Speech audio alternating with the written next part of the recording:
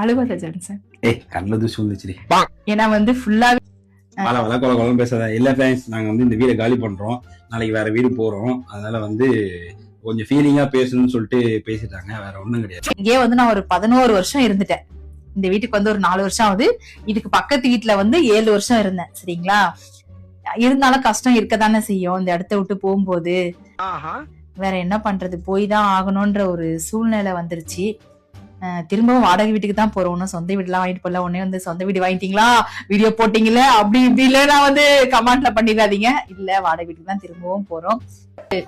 வாடகை வீட்டுல இருக்கிறவங்களுக்கு பாக்குறவங்களுக்கு உண்மையிலே தெரியும் அது எவ்வளவு ஒரு கஷ்டம்ன்றது.